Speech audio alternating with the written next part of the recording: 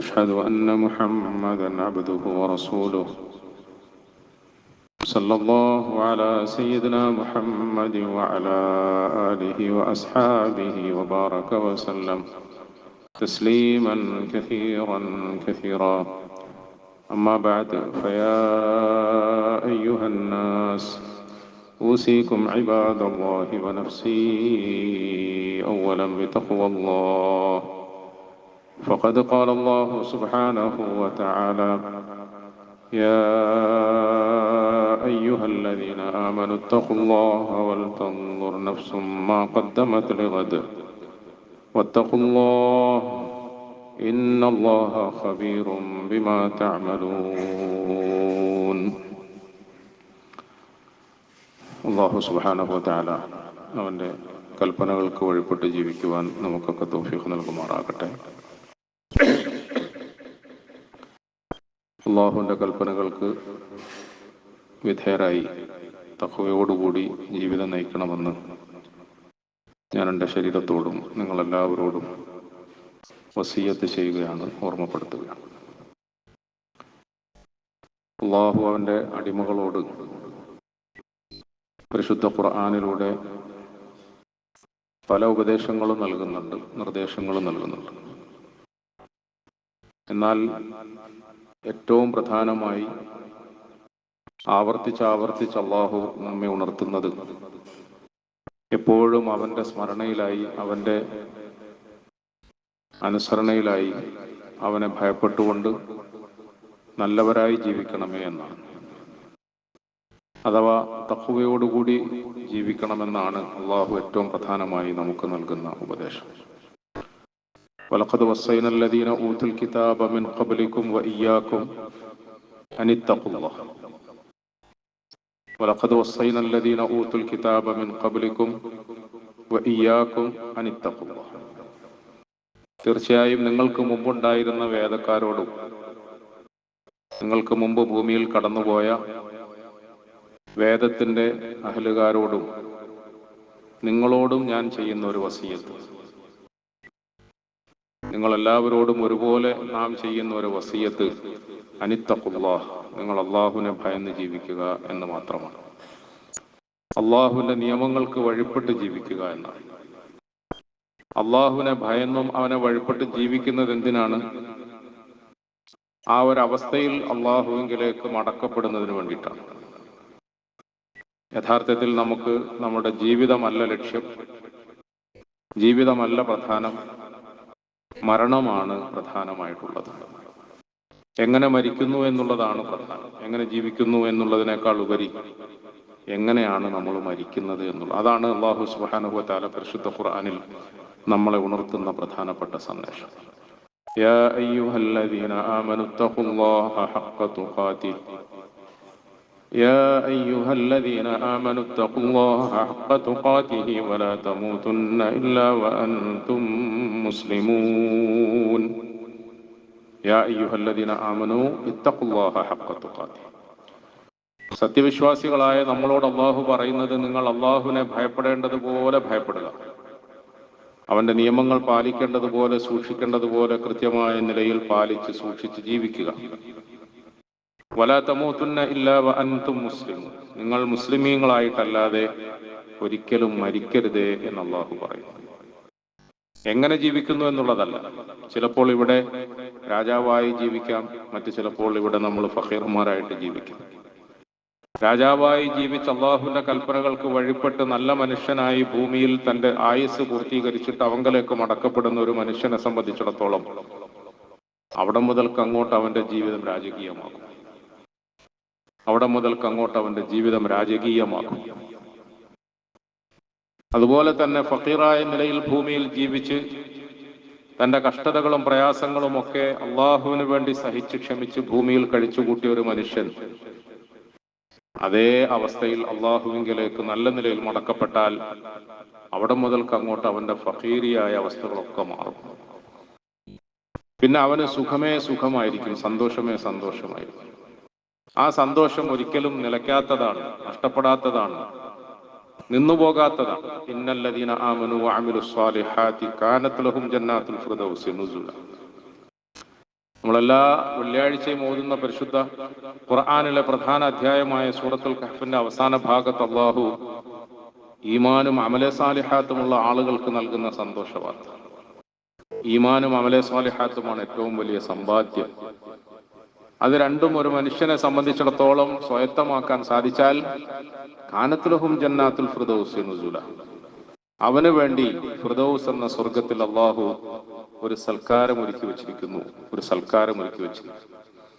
ഖുർആനിൽ അല്ലാഹു സ്വർഗലോകത്തെ കുറിച്ചിട്ട് പരിചയപ്പെടുത്തിയപ്പോൾ പലയിടങ്ങളിലും ഉപയോഗിച്ച ഒരു പദം നുസുല് എന്നാണ്. സൽക്കാരം, വിരുന്ന് സൽക്കാരം. അല്ലാഹു എനിക്ക് നിങ്ങൾക്കുമൊക്കെ അത് ആസ്വദിക്കാനുള്ള സൗഭാഗ്യം നൽകി അനുഗ്രഹിക്കുമാറാകട്ടെ. കാനത്ത് ലഹും ജന്നാത്തുൽ ഫിർദൗസി നുസുല ഖാലിദീന ഫീഹാ ലാ യബ്ഗൂന അൻഹാ ഹിവല ഖാലിദീന ഫീഹാ ലാ യബ്ഗൂന അൻഹാ ഹിവല. ആ വിരുന്ന് സൽക്കാരത്തെ കുറിച്ചിട്ട് അല്ലാഹു പറയുന്നത് അത് കാലാകാലത്തേക്കുള്ളതാണ്, ഒരിക്കലും അവസാനിക്കാത്തതാണ്. സാധാരണ നമ്മൾ ഇവിടെ പരിചയപ്പെട്ടിട്ടുള്ള അനുഭവിച്ചിട്ടുള്ള വിരുന്ന് സൽക്കാരം എന്ന് പറഞ്ഞാൽ 12 മണി മുതൽ 2 മണി വരെ എന്നാണ് കത്തിലൊക്കെ അടിക്കുക. 12 മണി മുതൽ 2 മണി വരെ, അല്ലെങ്കിൽ 6 മണി മുതൽ 9 മണി വരെ. ഈ നിശ്ചിതമായ നേരത്തിന്റെ ഉള്ളിൽ ക്ഷണം സ്വീകരിച്ചു വരുന്ന ആളുകൾക്ക് അവിടെ തയ്യാറാക്കിയ ഭക്ഷണം തീരുന്നത് വരെ സുഭിക്ഷമായി നൽകപ്പെടും. തയ്യാറാക്കിയ ഭക്ഷണം തീർന്നു പോയാലോ പിന്നെ പോയവൻ നിരാശപ്പെട്ട് മടങ്ങേണ്ടി വരും. സമയം കഴിഞ്ഞു പോയാലോ സോറി എന്ന് പറഞ്ഞ ആളുകൾ അവരുടെ ഉദുറുകൾ നമ്മുടെ മുമ്പിൽ സമർപ്പിക്കും. അതുകൊണ്ടാണ് അല്ലാഹു പറയുന്നത് ഖാലിദീന ഫീഹാ ലാ യബ്ഗൂന അൻഹാ ഹിവല, ഖാലിദീന ഫീഹാ ലാ യബ്ഗൂന അൻഹാ ഹിവല. ഒരിക്കലും അവസാനിച്ചു പോകാത്ത, തീർന്നു പോകാത്ത, നിരന്തരമായി നൽകപ്പെടുന്ന ഒരു സൽക്കാരം. ആ സൽക്കാരമാണ് അല്ലാഹു സ്വർഗത്തിൽ ഒരുക്കിയിരിക്കുന്നത്. അത് ആർക്കാ കിട്ടുക പ്രിയപ്പെട്ടവരെ?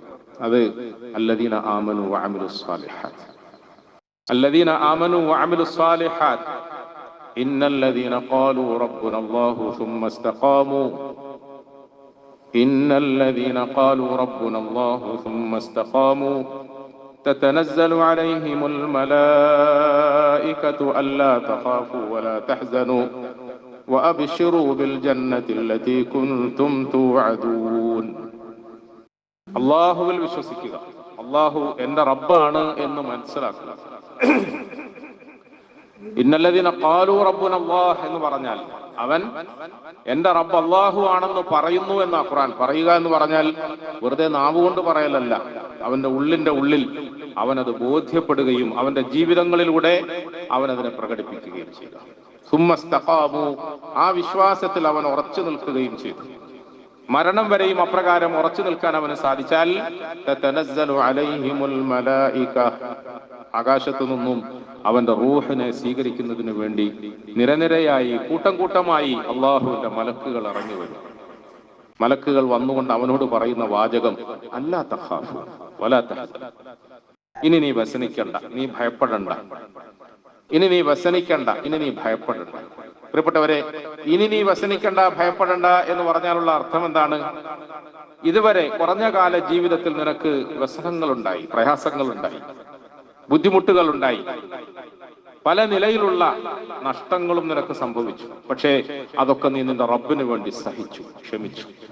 റബ്ബിന് വേണ്ടി സഹിക്കുകയും ക്ഷമിക്കുകയും ചെയ്തതിന്റെ പ്രതിഫലം എന്ന നിലയിൽ സലാമുൻ അലൈക്കും ബിമാ സബർതും ഫനിഅമ ഉഖ്ബ. ഖുർആൻ അല്ലാഹു സ്വർഗത്തെ കുറിച്ചിട്ട് പറയുമ്പോൾ അതിന്റെ കവാടത്തിൽ നിന്നുകൊണ്ട് സ്വാഗതവാചകം ഊതുന്ന മലക്കുകളുടെ വാക്കുകളെ ഉദ്ധരിച്ചത് ഇപ്രകാരമാണ്. സ്വർഗത്തിലേക്ക് ജനങ്ങളെ ആനയിക്കുന്നതിന് വേണ്ടി, സ്വീകരിക്കുന്നതിന് വേണ്ടി കാത്തു നിൽക്കുന്ന മലക്കുകൾ പറയുന്ന വാചകം സലാമുൻ അലൈക്കും ബിമാ സബർതും. നിങ്ങൾ ഭൂമിയിൽ ജീവിച്ചപ്പോൾ കുറെ കഷ്ടപ്പാടുകൾ സഹിച്ചില്ല, വേദനകളും യാതനകളും ഒക്കെ സഹിച്ചില്ല, പീഡനങ്ങൾ സഹിച്ചില്ല, അവഗണനകൾ സഹിച്ചില്ല. എവിടെ പോയാലും അവഗണന, എവിടെ പോയാലും വേദന, എവിടെ പോയാലും വിഷമം, പ്രയാസം, ഇല്ലായ്മ, പ്രാരാബ്ധം. വ്യക്തിപരമായി, കുടുംബപരമായി, സാമൂഹികമായി, രാഷ്ട്രീയമായി ഏത് ഇടങ്ങളെടുത്ത് പരിശോധിച്ചു നോക്കിയാലും എന്റെ അടിമകളെ നിങ്ങൾ വിഷമത്തിലായിരുന്നില്ലേ, പ്രയാസത്തിലായിരുന്നില്ലേ? ആ വിഷമങ്ങളും പ്രയാസങ്ങളും ഒക്കെ സഹിച്ചതിന്റെ പ്രതിഫലം എന്ന നിലയിൽ സലാമുൻ അലൈക്കും ബിമാ സബർതും ഫനിഅമ ഉഖ്ബ. ഇങ്ങോട്ട് നോക്കൂ, ആ ഒരുക്കി വച്ചിരിക്കുന്ന വനൂദു അൻ തിൽകുമുൽ ജന്ന ഊരിസ്തുമുഹാ ബിമാ കുൻതും. ഖുർആൻ എത്ര ഇടങ്ങളിലാണ് പ്രിയപ്പെട്ടവരെ നമ്മളെ സന്തോഷ വാർത്ത അറിയിക്കുന്നത്. എന്തിനാണ് ഇങ്ങനെ ആവർത്തിച്ച് അള്ളാഹു നമുക്ക് സന്തോഷ വാർത്ത അറിയിക്കും? വനൂദു വിളിച്ചു പറയപ്പെടുന്നതാണ്, അനൗൺസ് ചെയ്യപ്പെടുന്നതാണ്.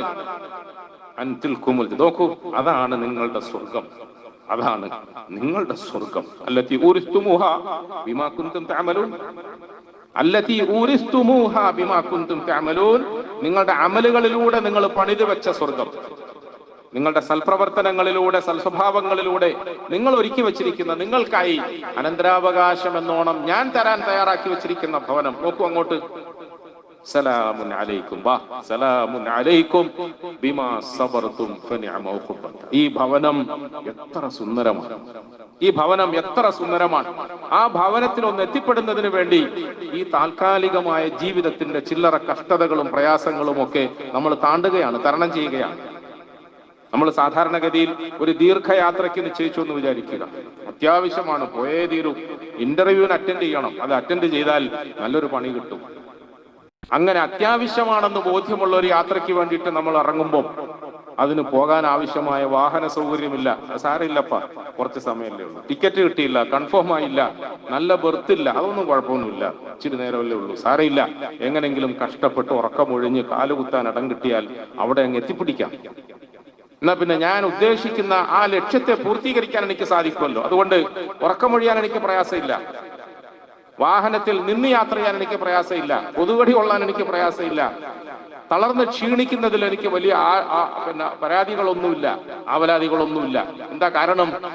അതിന്റെ പിന്നിൽ വരാൻ പോകുന്ന സൽഫലത്തെ കുറിച്ചിട്ടുള്ള മോഹമാണ്, ആശയാണ്, ആഗ്രഹവും പ്രതീക്ഷയുമാണ്. ഇതുപോലെ അല്ലാഹു സുബ്ഹാനഹു വ തആല നമ്മളോട് പറയാ, ഇത്തഖുല്ലാഹ ഹഖ്ക തുഖാതി വലാ തമൂതുന്ന ഇല്ലാ വഅൻതും മുസ്ലിമൂൻ. ജീവിച്ചപ്പോൾ എങ്ങനെ ജീവിച്ചു എന്നുള്ളതൊന്നും പ്രശ്നമാക്കണ്ട, ജീവിച്ചപ്പോൾ എങ്ങനെ ജീവിച്ചു എന്നുള്ളതൊന്നും പ്രശ്നമാക്കണ്ട. ഒരു പക്ഷേ ഭൂമിയിൽ ചരിത്രത്തിന്റെ വരികളിലൂടെ വായിക്കാൻ ശ്രമിക്കുമ്പോൾ നമ്മൾ കണ്ട മഹാത്മാക്കളിൽ അധിക പേരും ജീവിച്ചപ്പോൾ കഷ്ടപ്പാടുകളിലായിരുന്നു, ബുദ്ധിമുട്ടുകളിലായിരുന്നു. പണ്ട് കാലങ്ങളിലൊക്കെ നമ്മളുടെ മുമ്പിൽ നടന്നുപോയ മഹാത്മാക്കളെ സ്വർഗവാസികൾ എന്ന് വിളിച്ച് നമ്മൾ ആവേശത്തോടു കൂടി തർവിയത്ത് പറയുമ്പോൾ അവരുടെ ജീവിതത്തിൽ നമ്മൾ കണ്ടത് പട്ടിണിയാ പ്രിയപ്പെട്ടവര്, കഷ്ടപ്പാടാ, ബുദ്ധിമുട്ടുകളാ, പ്രയാസങ്ങളാ. അശദ്ദുന്നാസി ബലാഅൻ അൽ അംബിയാ സുമ്മൽ അംസൽ സുമ്മൽ അംസൽ സുമ്മൽ അംസൽ. ഒരു മഹാൻ അദ്ദേഹത്തിന്റെ അനുഭവം കിതാബിൽ എഴുതി വെച്ചു. ആ കാലഘട്ടത്തിൽ ജീവിച്ചിരുന്ന മഹാന്മാരായ രണ്ടാളുകളെ അദ്ദേഹം സ്വപ്നത്തിൽ കണ്ടു. രണ്ടുപേരുടെയും പേരും വിവരവും ഒക്കെ ഉണ്ട്. ഞാൻ ചെറിയ സമയം കൊണ്ടെല്ലാം പറയാൻ നിവൃത്തിയില്ലാത്തത് കൊണ്ട് പറയാത്തതാണ്. രണ്ട് മഹാന്മാര് മരണപ്പെട്ടു. മരിച്ചുപോയ ആ മഹത്തുക്കളിൽ ഒരു പ്രധാനി, അദ്ദേഹം ലോകപ്രസിദ്ധനാണ്. കൂട്ടത്തിൽ മറ്റൊരു മഹാനുണ്ട്, താരതമ്യേന ഇദ്ദേഹം അല്പം ഗ്രേഡ് കുറഞ്ഞ ആളാണ്. സ്വപ്നത്തിൽ അവര് രണ്ടുപേരും സ്വർഗ കവാടത്തിൽ നിൽക്കുന്നതായി കണ്ടു. രണ്ടുപേരും സ്വർഗത്തിന്റെ കവാടത്തിൽ നിൽക്കുക. സ്വർഗത്തിൽ നിന്നും ഒരു മലക്ക് ഇറങ്ങി വന്നിട്ട് ഈ രണ്ടുപേരിൽ ഓരോരുത്തരെയായി സ്വർഗത്തിലേക്ക് പ്രവേശിപ്പിക്കാൻ ശ്രമിക്കുന്നു, അകത്തേക്ക് ക്ഷണിക്കുന്നു. അപ്പൊ സ്വാഭാവികമായും ഈ സ്വപ്നം കാണുന്ന ആള് ഇന്ന മഹാനെയാണ്, അദ്ദേഹത്തിനെയാണല്ലോ വിളിക്കുക. കാരണം അദ്ദേഹമാണ് നമ്മുടെ ഭാഷയിൽ പറഞ്ഞാൽ ഉസ്താദ്, വലിയ ആള്. മറ്റേ ആള് ശിഷ്യനാണ്, ചെറിയ ആളാണ്. പക്ഷേ മലക്ക് വന്നിട്ട് ആദ്യമായി വിളിച്ചത് എന്റെ പ്രതീക്ഷയ്ക്ക് വിരുദ്ധമായിട്ട് ആ ചെറിയ ആളെന്ന് വിചാരിച്ച ആളെയാണ്. വാ, നിങ്ങൾക്ക് സ്വാഗതം, നിങ്ങൾക്ക് പെർമിഷൻ, നിങ്ങളെ കയറ്റാൻ പറഞ്ഞിരിക്കുക, വാ. അപ്പൊ സ്വപ്നത്തിൽ ഞാൻ അത്ഭുതപ്പെട്ടു. ഞങ്ങളുടെയൊക്കെ വീക്ഷണത്തിൽ, ഞങ്ങളുടെയൊക്കെ അനുഭവത്തിൽ ആദ്യം ഉസ്താദല്ലേ കയറേണ്ടത്, വലിയ ആളല്ലേ കയറേണ്ടത്, പിന്നെ എന്താണ് ഈ ചെറിയ ആള് കയറിയത് എന്ന് ഞാൻ സംശയം സ്വപ്നത്തിൽ തന്നെ ചോദിച്ചപ്പോൾ മലക്കുകൾ പറഞ്ഞു, ഈ രണ്ടുപേരും ജീവിച്ചപ്പോൾ അള്ളാഹുവിനെ തഖ്വ ചെയ്ത് ജീവിച്ചവരാണ്. ഇബാദത്തുകളിൽ, സൽസ്വഭാവത്തിൽ, നല്ല പെരുമാറ്റത്തിൽ, നല്ല ജീവിത രീതിയിൽ, ദാനധർമ്മങ്ങളിൽ, ഏത് കർമ്മങ്ങളിൽ എടുത്തു നോക്കിയാലും രണ്ടുപേരും തുല്യത്തിന് തുല്യമാണ്, ഒന്നിനൊന്നിന് മെച്ചമാണ്, രണ്ടുപേരെയും മാറ്റി നിർത്താൻ കഴിയില്ല. പക്ഷെ സ്വർഗത്തിൽ പ്രവേശിപ്പിക്കാൻ വേണ്ടി പടച്ചവൻ ഇങ്ങനത്തെ അമലുകളൊക്കെ തൂക്കി നോക്കിയപ്പോൾ അത് രണ്ടും തുല്യമായി കണ്ടു. ഒരു ചെറിയ വ്യത്യാസം. എന്താ വ്യത്യാസം എന്നറിയോ? ഈ ചെറിയ ആളെന്ന് വിചാരിച്ച് ആദ്യമായി സ്വർഗത്തിൽ കടത്തിയ ആളും മറ്റേ ആളും തമ്മിലുള്ള വ്യത്യാസം, ഈ വലിയ ആള് എന്ന് ഞാൻ മനസ്സിലാക്കാൻ വേണ്ടിയാണ് ചെറിയ ആള് വലിയ ആളെന്നൊക്കെ പറയുന്നത്. ഈ വലിയ മനുഷ്യൻ എന്ന് പറയുന്ന ഉസ്താദ് അവറുകളെ സംബന്ധിച്ചിടത്തോളം അദ്ദേഹം ജീവിച്ചപ്പോൾ ജീവിതത്തിലുടനീളം ഉപയോഗിക്കാൻ 2 ജോഡി വസ്ത്രം അദ്ദേഹത്തിനുണ്ടായിരുന്നു. 2 ജോഡി വസ്ത്രം. അതുകൊണ്ട് അദ്ദേഹം ക്ഷമിച്ചു, തൃപ്തിപ്പെട്ടു. ഈ രണ്ടാമത്തെ ആളെ സംബന്ധിച്ചിടത്തോളം ജീവിതത്തിലുടനീളം ഒറ്റ ജോഡി വസ്ത്രമേ ഉണ്ടായിരുന്നുള്ളൂ. അതും അണിഞ്ഞുകൊണ്ട് ആ പാവം അള്ളാഹുവിന്റെ തീരുമാനങ്ങൾക്ക് വഴിപ്പെട്ട് ക്ഷമിച്ചു സഹിച്ചു ജീവിച്ചു. തൂക്കി നോക്കിയപ്പോൾ അമലുകൾ ഒരുപോലെയാണെങ്കിലും അവരുടെ കഷ്ടതകളുടെ തോതനുസരിച്ചിട്ട് അവർക്ക് സ്വർഗം കൊടുത്തു. ഇതാണ് അള്ളാഹു. പ്രിയപ്പെട്ടവരെ, അതുകൊണ്ട് തന്നെ ജീവിതത്തിൽ നമുക്ക് വരുന്ന പ്രയാസങ്ങൾ എത്ര വലിയ പ്രയാസമാണെങ്കിലും മുഹമ്മദ് മുസ്തഫ സല്ലല്ലാഹു അലൈഹി വസല്ലമ തങ്ങൾ അനുഭവിച്ചതുപോലെയുള്ള വിഷമങ്ങളും പ്രയാസങ്ങളും ഒരു പക്ഷേ ഇനി ഭൂമിയിൽ ആരും അനുഭവിക്കുകയില്ല.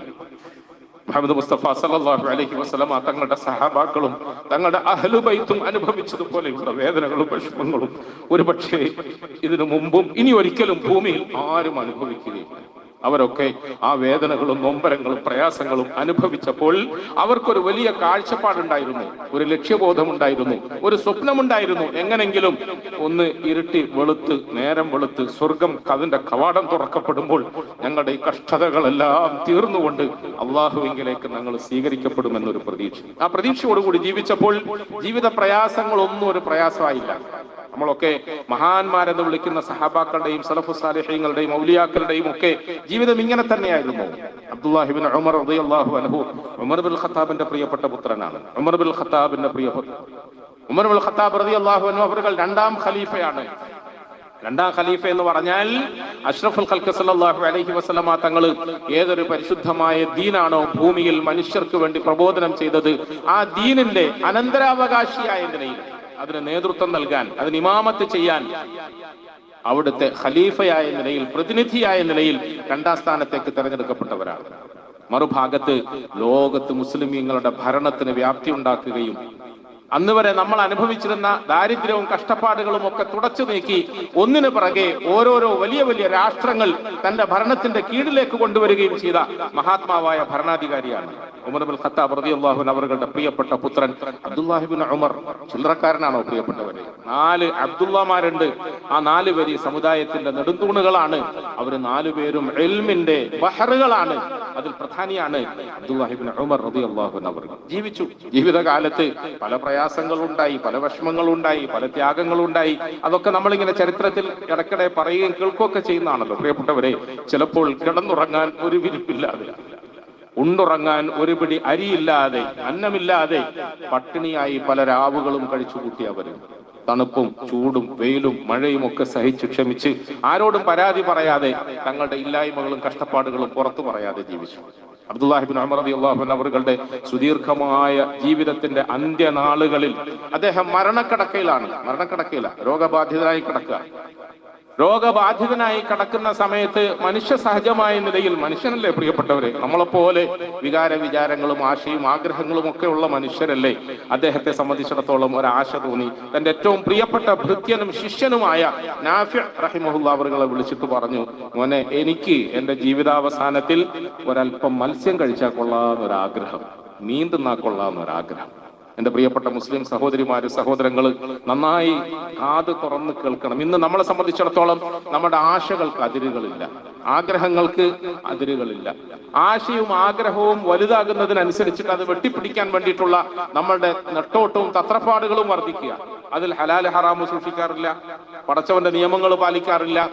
എനിക്ക് അന്വേഷിച്ച് കൊണ്ടുതരുന്ന എന്റെ പ്രിയപ്പെട്ട ആണുങ്ങളുടെ കപ്പാസിറ്റിയെ നമ്മൾ പരിശോധിക്കാറില്ല, അല്ലെങ്കിൽ നമ്മുടെ വാപ്പയുടെയും ജ്യേഷ്ഠന്മാരുടെയും കപ്പാസിറ്റി നമ്മൾ പരിഗണിക്കാറില്ല.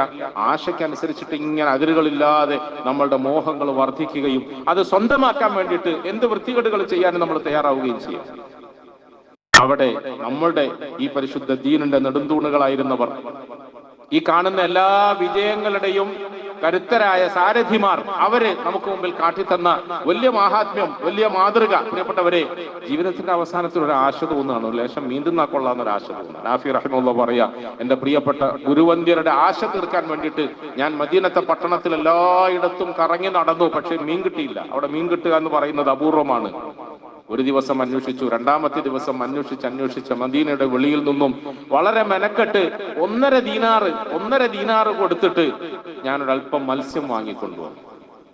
രോഗശയ്യയിൽ കിടക്കുന്ന എന്റെ പ്രിയപ്പെട്ട ഗുരുവന്യർക്ക് വേണ്ടിയിട്ട് അദ്ദേഹത്തിന്റെ ആശ പൂർത്തീകരിക്കാൻ വേണ്ടി ഈ മത്സ്യമാംസം പാകം ചെയ്ത് അദ്ദേഹത്തിന്റെ മുമ്പിൽ ഞാൻ കൊണ്ടുവന്ന് വെച്ചു. ആർത്തിയോടുകൂടി ജീവിതത്തിന്റെ അവസാന നാളുകളിൽ ഒരാശ പൂർത്തിയാക്കാൻ വെമ്പൽ കൊള്ളുന്ന മനസ്സുമായി തന്റെ പ്രിയപ്പെട്ട ഉസ്താദ് അത് കഴിക്കാൻ വേണ്ടിയിട്ട് കൈ നീട്ടുമ്പോൾ വാതിൽ മുട്ടി. ആരാ എന്ന് അന്വേഷിച്ചപ്പം ഞാനൊരു ഫക്കീറാണ്, വിശക്കുന്നു, എന്തെങ്കിലും തരണേ എന്ന് വിളിച്ചു പറയും. സ്വാഭാവികമായും മഹാനായ ഇബ്നു ഉമർ റളിയല്ലാഹു അൻഹു അവരുടെ മുഖത്ത് പുഞ്ചിരി പടർന്നു. പക്ഷേ എത്രയും മെനക്കെട്ടിട്ട് തന്റെ ഉസ്താദിന്റെ ആശ പൂർത്തീകരിച്ചു കൊടുക്കാൻ വേണ്ടിയിട്ട് മീൻ കൊണ്ടുവന്ന് വെച്ചിട്ട് അത് കഴിക്കാൻ പോകുമ്പോൾ ഒരാൾ പുറത്തു വന്ന് മുട്ടി ശബ്ദം ഉണ്ടാക്കി ശല്യപ്പെടുത്തിയപ്പോൾ അതിനോട് എനിക്ക് നീരസം തോന്നി, ദേഷ്യം തോന്നി. ഈ സമയത്താണോ വരുന്നത്? ഈ സമയത്താണോ ശല്യം ചെയ്യുന്നത്? ഈ സമയത്താണോ നിങ്ങൾ ബുദ്ധിമുട്ടിക്കുന്നത് എന്ന് എനിക്ക് നീരസം തോന്നി. പക്ഷേ എന്റെ നീരസം ഒന്നും പരിഗണിക്കാതെ വാതിൽ തുറക്കൂ, ആരാന്ന് ചോദിക്കൂ, എന്താ വേണ്ടെന്ന് ചോദിക്കൂ. ആഹാരം കഴിക്കാൻ ആശിച്ചിട്ട് വന്നതാണ്, എന്തെങ്കിലും തരണമെന്ന് പറയുന്നു. ഒരു വൈമനസ്യവുമില്ലാതെ നിർബന്ധമായും എന്റെ കൈകളെ കൊണ്ട് അതെടുത്ത് ആ പാവപ്പെട്ട ഫക്കീറിന് കൊടുക്കാൻ കൽപ്പിച്ചു. കൊടുക്കുമ്പോൾ എന്റെ കൈ പറച്ചു. എങ്ങനെ കൊടുക്കുക? കാരണം ഞാൻ ഇത്ര മെനക്കെട്ടിട്ടാണ് ഈ മഹാനവറുകളുടെ ആ അന്ത്യാഭിലാഷം പൂർത്തീകരിക്കാൻ വേണ്ടിയിട്ട് ഞാൻ കൊണ്ടുവന്നത്. പക്ഷെ കൊടുക്കാതെ നിർവാഹമില്ല. നാഫി പറയുന്നു, ഞാൻ ആ മനുഷ്യന് കൊടുത്തു. അവൻ അതും കൊണ്ട് പുറത്തേക്ക് ഇറങ്ങി നടന്നു. എന്റെ മനസ്സിൽ അവൻ കൊണ്ടുപോകുന്നതിൽ തീരെ സഹിക്കാൻ കഴിയാത്ത മാനസികാവസ്ഥയായിരുന്നു. ഞാനും പിന്നാലെ പോയി, എന്താ ചെയ്യുന്നത് നോക്കാൻ വേണ്ടി. ഞാൻ പോയി നോക്കുമ്പോൾ നമ്മളെ ഭാഷയിൽ പറഞ്ഞു, എന്റെ കൽബ് കത്തിപ്പോയി. ഈ ഫക്കീർ അവൻ ആവശ്യമില്ലാതെ വന്ന് ഉപദ്രവിച്ചവനെ പോലെയാണ്. അവൻ ആ മത്സ്യം കൊണ്ടുപോയി ചില ആളുകളോട് വിലക്ക് വിൽക്കാൻ ശ്രമിക്കുന്നു. അങ്ങനെയാണല്ലോ ചില ആളുകൾ നമ്മളോട് ആഹാരം വേണമെന്ന് പറയും. ആഹാരം നമ്മൾ വാങ്ങിക്കൊടുക്കാന്ന് പറയും, അത് വേണ്ട, പൈസ തന്നേന്നാ പറയാ. മരുന്ന് വേണമെന്ന് പറയും, മരുന്ന് ഞാൻ വാങ്ങിത്തരാന്ന് പറഞ്ഞാൽ അത് വേണ്ട, പൈസ തന്നേന്നാ പറയാ. ഇപ്പൊ കുറച്ചും കൂടി പുരോഗമിച്ച നാളുകളിൽ നാട്ടുകാരുടെ ബുദ്ധി വികസിച്ചപ്പോൾ എന്നാ പിന്നെ മരുന്ന് വാങ്ങിത്തന്നേ. മരുന്ന് വാങ്ങുന്നു, ആ മരുന്ന് വേറെ സ്ഥലത്ത് കൊണ്ടുപോയി പകുതി പൈസക്ക് തിരിച്ചു വിൽക്കുന്നു. എന്നിട്ട് പണമടിക്കുന്നു. പൈസ അടിക്കാൻ വേണ്ടിയിട്ട്, പണമടിക്കാൻ വേണ്ടിയിട്ട് ഫക്കീറന്മാർ അവരുടെ മികവ് കാണിക്കുന്നു. ഭരണാധികാരികൾ വേറെ ഭാഗത്ത് പണമടിക്കാൻ വേണ്ടിയിട്ട്, സമ്പത്ത് മുക്കാൻ വേണ്ടിയിട്ട് പല പദ്ധതികളും ആവിഷ്കരിക്കുന്നു. ഇങ്ങനെയൊക്കെ ആയിരുന്നു അന്ന്. അതുപോലെ ഈ മനുഷ്യൻ തനിക്ക് കിട്ടിയ ഈ ഭക്ഷണം കൊണ്ടുപോയി വിൽക്കാൻ ശ്രമിക്കുന്നു. ഞാൻ പിന്നാലെ പോയി നോക്കിയപ്പോൾ അയാൾ വാങ്ങാൻ നിൽക്കുന്ന ആളോട് മത്സ്യത്തിന് വില പറയുന്നതിന് 1.5 ദിനാർ വേണം എന്ന് പറഞ്ഞു. 1.5 ദിനാർ വേണം എന്ന് പറയും. ഞാൻ പിന്നിൽ നിന്ന് പോയി ആളെ വിളിച്ചിട്ട് പറഞ്ഞു, സഹോദര, നീ എന്ത് അക്രമമാണ് കാണിക്കുന്നത്? എന്റെ ശേഖ് അവറുകളുടെ ആഗ്രഹം പൂർത്തീകരിക്കാൻ വേണ്ടിയിട്ട് ഞാൻ കഷ്ടപ്പെട്ട് വാങ്ങിക്കൊണ്ടുവന്ന ഈ സാധനം നീ വിൽക്കുക ഫക്കീറായ നിലയിൽ. ഒരു കാര്യം ചെയ്യ്, നീ എന്നാ പിന്നെ ആ 1.5 ദിനാർ ഞാൻ തരാം, നിനക്ക് ഞാൻ തരാം, എനിക്ക് തന്നേ. 1.5 ദിനാർ പറഞ്ഞപ്പോൾ പറ്റൂല, 2 ദിനാർ വേണമെന്ന് ആവശ്യപ്പെട്ടു. 2 ദിനാർ ഞാൻ കൊടുത്തു. അത് വിലയ്ക്ക് വാങ്ങി ഞാൻ തിരിച്ച് മഹാനായ ഇബ്നു ഉമറിന്റെ മുമ്പിൽ കൊണ്ടുവന്ന് കഴിക്കാൻ വേണ്ടി വെച്ചു. അദ്ദേഹം കഴിക്കാൻ വേണ്ടി പോകുമ്പോൾ ഞാൻ ഈ ചരിത്രങ്ങളൊക്കെ പറഞ്ഞു. ചരിത്രം പറഞ്ഞപ്പം ഇബ്നു ഉമർ റളിയല്ലാഹു അൻഹു അവറുകൾ കഴിക്കൽ നിർത്തിയിട്ട് പറഞ്ഞു, പ്രിയപ്പെട്ട നാഫി, എന്റെ മനസ്സ് ആശിക്കുന്നത് ആ മനുഷ്യന് നീ 2 ദീനാറിനോടൊപ്പം ഈ മത്സ്യവും മടക്കി കൊടുക്കണമെന്നാണ്. അതെന്തിനാണെന്ന് ചോദിച്ചപ്പോൾ അദ്ദേഹം പറഞ്ഞു, അള്ളാഹു നമുക്ക് പരിശുദ്ധ ഖുർആനിലൂടെ പഠിപ്പിച്ച ഒരു സംസ്കാരമുണ്ട്, ഒരു മാനസികാവസ്ഥയുണ്ട്. അള്ളാഹു നമ്മളോട് പറയുന്നത് ലൻ തനാലുൽ ബിർറ ഹത്താ തുൻഫിഖു മിമ്മാ തുഹിബ്ബൂ എന്നാണ്. നിങ്ങൾ ഏറ്റവും ഇഷ്ടപ്പെടുന്നതിൽ നിന്നും ചെലവഴിക്കുന്നത് വരെയും നിങ്ങൾക്ക് പുണ്യം കരസ്ഥമാക്കാൻ കഴിയില്ല എന്ന് പടച്ചവൻ പറയും. ഞാൻ എന്റെ ജീവിതത്തിൽ ഏറ്റവും ഇഷ്ടപ്പെട്ട സാധനമാണിത്. ഇനി എന്റെ ജീവിതം ബാക്കിയില്ലല്ലോ. എന്റെ ജീവിതത്തിൽ ഞാൻ ഏറ്റവും ഇഷ്ടപ്പെട്ടത് എനിക്ക് വേണ്ടി കഴിക്കുന്നതിന് പകരം എന്റെ റബ്ബിന്റെ മാർഗത്തിൽ ചെലവഴിക്കുക എന്നതാണ് പുണ്യം. അതാണ് പുണ്യമെങ്കിൽ ആ പുണ്യമല്ലേ എനിക്ക് വേണ്ടത്, എന്റെ ആശ പൂർത്തീകരിച്ചിട്ട് ഭൂമിയിൽ നിന്ന് പോകുന്നതിനേക്കാളും. അതുകൊണ്ട് ഈ മത്സ്യം ഞാൻ കൊടുക്കാൻ ആശിക്കുന്നു എന്ന് പറഞ്ഞു. നിർബന്ധിച്ച് ആ മനുഷ്യന്റെ കയ്യിലേക്ക് ഇത് തിരിച്ചേൽപ്പിക്കാൻ വേണ്ടിയിട്ട് അയച്ചപ്പോൾ എന്റെ മനസ്സ് പടഞ്ഞു. ഞാൻ മടങ്ങി വന്നപ്പോൾ എന്നെ അരികിലിരുത്തിയിട്ട് പറഞ്ഞു, സഹോദര, എന്റെ ജീവിതത്തിൽ ഞാൻ ഇന്നോളം ഓർമ്മയോടെ കളവ് പറഞ്ഞിട്ടില്ല, ഇനിയും കളവ് പറയില്ല. ഞാൻ നിന്നോട് വിശ്വസിച്ചൊരു സത്യം പറയട്ടെ, ഞാൻ എന്റെ ആശ പൂർത്തീകരിച്ചുകൊണ്ട് ആ മത്സ്യം കഴിച്ച് നിർവൃതി അടയുന്നതിനേക്കാളും 10,000 ഇരട്ടി സന്തോഷം ഇപ്പോൾ എന്റെ മനസ്സിൽ അലതല്ലുന്നുണ്ട്. എനിക്ക് എന്റെ റബ്ബിന്റെ പ്രീതിയാണ് വലുത്. പ്രിയപ്പെട്ടവരെ, വലാ തമൂത്തുന്ന ഇല്ലാ വഅൻതും മുസ്ലിമൂൻ എന്നും സ്വർഗം കണ്ട് മരിക്കണമെന്നും ഒക്കെ നമ്മളോട് പറയുന്നതിന്റെ അർത്ഥം എന്താണ്? നമുക്ക് ഭൂമിയിൽ ആശകളുണ്ട്, ആഗ്രഹങ്ങളുണ്ട്, ആവശ്യങ്ങളുണ്ട്. ഈ ആശകളും ആഗ്രഹങ്ങളും ആവശ്യങ്ങളും ഒക്കെ പൂർത്തീകരിച്ച് സന്തോഷത്തോടെ സമാധാനത്തോടെ ഭൂമിയിൽ നിന്നും പോകാം എന്നാണ് നമ്മൾ വിചാരിക്കുന്നത്. എന്നാൽ അതിന്റെ അപ്പുറത്ത് നമ്മുടെ റബ്ബ് നമ്മളിൽ ആശിക്കുന്ന ചിലതുണ്ട്, നമ്മുടെ റബ്ബ് നമ്മളോട് കൽപ്പിച്ച ചിലതുണ്ട്, നമ്മുടെ റബ്ബ് നമ്മളിൽ നിന്നും പ്രതീക്ഷിക്കുന്ന ചിലതുണ്ട്. അത് നമ്മൾ പരലോകത്തിന് വേണ്ടിയിട്ട് തയ്യാറെടുപ്പുകൾ നടത്തുക എന്നുള്ളതാണ്, സ്വർഗപ്രവേശനത്തിന് വേണ്ടി തയ്യാറെടുപ്പുകൾ നടത്തുക എന്നുള്ളതാണ്. നമ്മളുടെ സംതൃപ്തിയും നമ്മളുടെ ആത്മനിർവൃതിയും അതിന്റെ അപ്പുറത്ത് അള്ളാഹുവിന്റെ പ്രീതിയും പൊരുത്തവും കരസ്ഥമാക്കിക്കൊണ്ട് നമുക്ക് അവങ്കിലേക്ക് മടങ്ങാൻ കഴിഞ്ഞാൽ, അവിടെയാണ് കൊലക്കയറിൽ നിന്നുകൊണ്ട് ആഞ്ഞു കുത്തുന്ന കുന്തത്തിന്റെയും ആയുധങ്ങളുടെയും മൂർച്ചയേറിയ തുമ്പുകൾ തന്റെ നെഞ്ചകത്തെ കുത്തിപ്പിളർന്നുകൊണ്ട് ചോര തുപ്പുമ്പോൾ എന്ന് പറയും. ചോര തുപ്പി ആ മനുഷ്യൻ മരണപ്പെട്ടുവല്ലോ, പടഞ്ഞു മരിക്കുന്നല്ലോ എന്നൊക്കെ പാടുന്നവർക്ക് സഹതാപം തോന്നുകയും ദുഃഖം തോന്നുകയും ചെയ്താലും അവരുടെ ഉള്ളകത്തൊരു വിശ്വാസമുണ്ട്. ഞാനൊരു പക്ഷേ ഇവിടെ ജീവിച്ച് രാജാവായ നിലയിൽ വാണരുളി അങ്ങനെ മരിക്കുന്നതിനേക്കാളും ഇവിടെ ജീവിച്ച് കഷ്ടതകളും പ്രയാസങ്ങളും ഒക്കെ പേറി ജീവിത ഭാരങ്ങളൊക്കെ ചുമന്ന് അള്ളാഹുവിന്റെ പ്രീതിയിലായി നടന്ന് അവസാനം അവന്റെ മാർഗത്തിൽ മറിഞ്ഞു വീണ് മരിക്കാൻ സാധിച്ചാൽ അതാണ് എന്റെ വിജയം എന്ന വിശ്വാസം. പ്രിയപ്പെട്ടവരെ, എന്നെയും നിങ്ങളെ സംബന്ധിച്ചിടത്തോളം നമുക്ക് ജീവിതം വളരെ കുറച്ചേ ഉള്ളൂ. ആ ജീവിതത്തിലാണ് നമ്മൾ ആശയവും ആഗ്രഹങ്ങളും ഒക്കെ വലുതായി ആഘോഷിക്കാൻ ശ്രമിക്കുന്നത്. ആ ആഘോഷം പൂർണ്ണമാക്കാൻ വേണ്ടിയിട്ടാണ് നമ്മൾ പലപ്പോഴും നേരത്തെ പറഞ്ഞതുപോലെ തമ്മിൽ തല്ലുന്നത്, അതിര് കവിയുന്നത്, ഹറാമുകളിലേക്ക് പോകുന്നത്, അനുസരണക്കേടിലേക്ക് പോകുന്നത്, മറ്റുള്ളവരോട് അഹങ്കാരം പ്രകടിപ്പിക്കുന്നത്. ഇതൊക്കെ എന്തിനാണ്?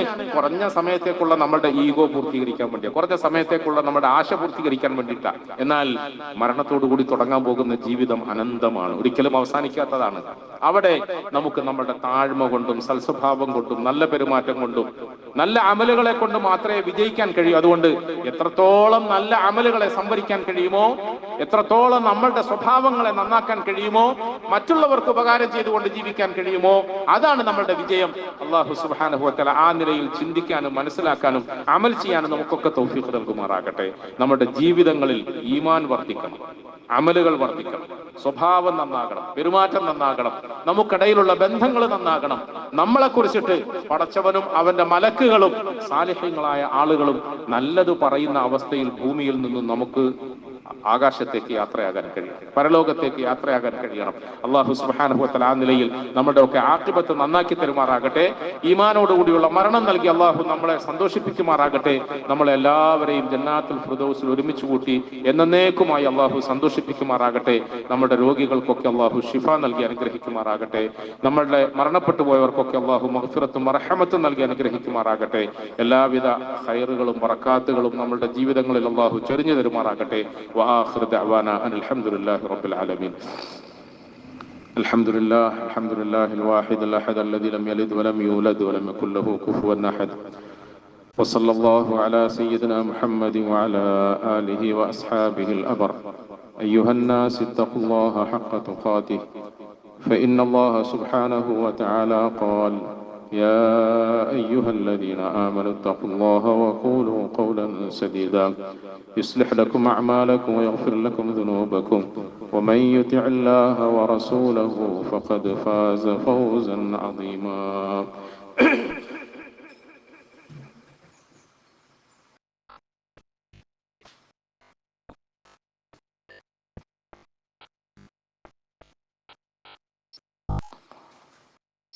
الحمد لله الكريم المعبود، وأشهد أن لا إله إلا الله الرحيم المحمود، وأشهد أن محمدا عبده ورسوله وأشرف مولود. أيها الناس اتقوا الله حق تقاته وبادروا إلى أداء مفترضاته، واعلموا أن الله سبحانه وتعالى أمركم بأمر بدا فيه بنفسه. إن الله وملائكته يصلون على النبي يا أيها الذين آمنوا صلوا عليه وسلموا تسليما. اللهم صل وسلم على رسولك سيدنا محمد وعلى آله وأصحابه أجمعين. وارض اللهم عن أشرف خلفائه الراشدين وأفضل أمرائه المرشدين، وهو الإمام الشفيق أمير المؤمنين أبو بكر الصديق وعمر وعثمان وعلي رضي الله تعالى عنهم أجمعين. اللهم اغفر للمؤمنين والمؤمنات والمسلمين والمسلمات الأحياء منهم والأموات، إنك مجيب الدعوات ويا قاضي الحاجات. طيب ثراهم واجعل الجنة مأواهم. اللهم أجرنا من النار، اللهم أجرنا من النار. اللهم لا تشوي خلقنا بالنار ولا تجعلنا من حطب النار، فإنها بئس الدار وبئس المثوى وبئس القرار. ربنا اغفر لنا ولإخواننا الذين سبقونا بالإيمان ولا تجعل في قلوبنا غلا للذين آمنوا ربنا إنك رؤوف رحيم. إن الله يأمر بالعدل والإحسان وإيتاء ذي القربى وينهى عن الفحشاء والمنكر والبغي يعظكم لعلكم تذكرون ولذكر الله أكبر والله يعلم ما تصنعون.